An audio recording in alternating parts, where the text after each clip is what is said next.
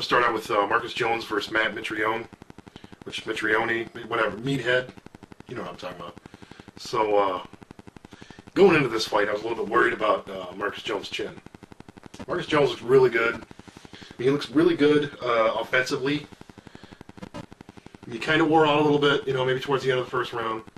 But offensively, he's a big, strong guy, man. I mean, he's got what it takes. I think he can do really, really well as long as he keeps his head together and does it. Because there's talk about after his loss on the show that he said he's not going to do it anymore. So, and then here we are. We find out he's taking on the guy that he was, up in the face. I'm gonna break your ass. He was up in the guy's face, ready to, do some serious damage. But so now maybe that coaxed him into it. The fact that he didn't really like the guy very much. But after seeing his loss, I mean to get back on point here, maybe after seeing his loss to Schaub, because Schaub just knocked his block off, But I think he could have returned the same thing after seeing the main event. Schaub might have got lucky in that one. Schaub does have some decent skill. I mean, as far as what I can see, from what we've been shown on an edited show, there's not much you can really tell. But so Mitrione goes in. First round looks pretty good. I would say the first round, I don't know. You kind of make an argument for either one of them.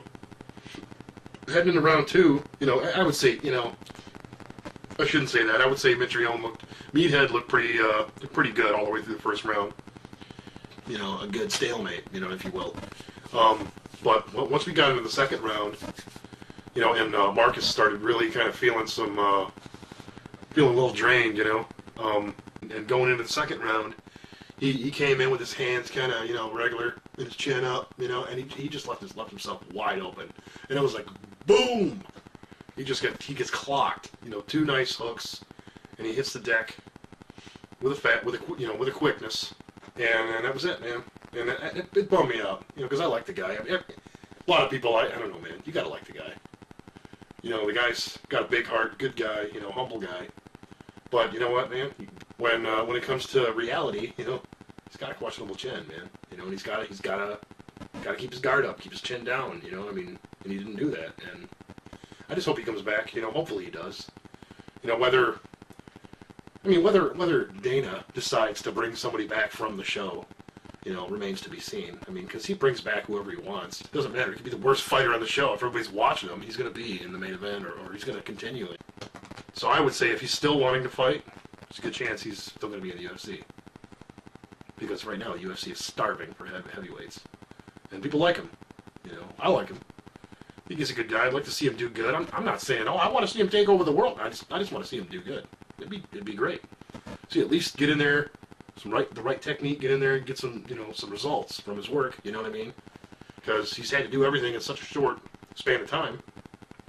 Get in there and get it done, and let's see a real fight that you've trained for real, you know what I mean? And of course, he had plenty of time to train for Meathead, but,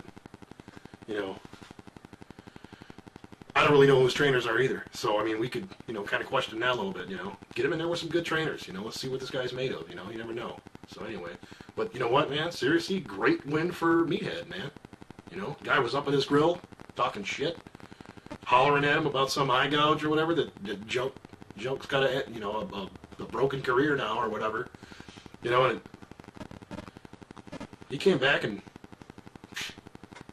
he made a fool of Marcus Jones. Not really, but he took Marcus out. So, anyway, I'm going to move on to Houston Alexander versus Kimbo Slice. I really don't even have to say much about this fight, man, really. Anybody that's seen it, you don't even have to say anything. Okay, this is what I'm going to start with, though. Okay. If you look good, you feel good. If you feel good, you'll do good. You fucking kidding me? That's what Alexander's trainer said? The guy's kidding himself.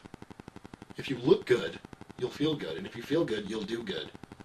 No, you got to train for MMA. Not a modeling contest. What is this? But he's not here to look good. He's here to fight good. Give me a fucking break, man. That's the game plan? Going in there, looking good, man. You're going to look good. You're going to feel good, man. You're going to do good. No, you're going to get your ass knocked out. That guy's a joke, man. I've seen some really good fights, and I haven't really counted the guy out yet. I've seen some really good fights with him, though. Alessio Sakara. Knocked Alessio Sakara's freaking block off. I mean, whipped his ass. And Alessio Sakara is a good all-around fighter. I mean, he's not just a good puncher or a good, I mean, he's good all around. Alessio Sakara is no joke. And Alexander knocked his freaking block off. There's a few other guys that have been in UFC for a long time. He's knocked the shit out of them, too. So, I wouldn't count him out just yet. But he really, honestly, I think, went in there with a horrible game plan. Horrible game plan. And was trying to wear out Kimbo. Trying to get Kimbo gassed. And, I mean, it's obvious. He's running circles around him. What is this fucking merry-go-round? You know, ring around the rosy? You know, come on, man. What the hell is wrong with your trainers, man? So, I don't know, man. That's just ridiculous. It's a ridiculous fight. Kimbo takes control eventually because he's, you know, he's not expending any energy. If you're going to run circles around somebody, you're the one that's, you know, you're the one that's giving up your energy, dumbass. Yeah, it ends up, you know, an embarrassing fight for UFC. You know, it was not a great fight at all. It was a horrible fight. It was not at all the fight I thought it was going to be, which I'm sure everybody that is going to look at this is going to agree. It was a horrible fight. It was ridiculous. And Houston Alexander's trainers are a bunch of retards for thinking that something like that is going to work. Because you can obviously tell when the match was over, he was ashamed of himself. He was, you know, he said it straight out. I could have did better. Yeah, well, you know what? You didn't. And you know what? You probably won't get another shot at it either. Because you tried to look good so that you could feel good. And then you can do good. Jeez. Well, you looked like a moron, and you fought like a moron, and you got knocked out like a moron. Not really, but you may as well have. So, anyway, you know, enough said about that debacle. That was I'll tell you what, clown fight of the night. You know, not fight of the clown fight of the night. A bunch of clowns in there. You know, no disrespect to Kimbo. You know, Kimbo did fine. Kimbo had a good fight, you know, whatever. I mean, it's, you know, Kimbo needs a real opponent, is what he needs. You know, at least a real opponent for, whatever, 5-1. His record 5-1 or 4-1 or 5-1, I know it is. I don't know, man. I looked at this fight first, and I had high hopes. I thought this fight was going to be awesome. Because we've all seen Houston knock the freaking crap out of people. And I honestly, if you watch his fight with Jardine and his fight with Alessio Sakara, if you watch those two fights back to back, and then you watch Kimbo's fight with Zeth Petrozelli, there's no way you could see Kimbo winning that fight. There's no fucking way. There's no way. Kimbo got his fucking block knocked off. Whether that was fixed, I have no idea, man. I'm going by what I see and what ended up happening.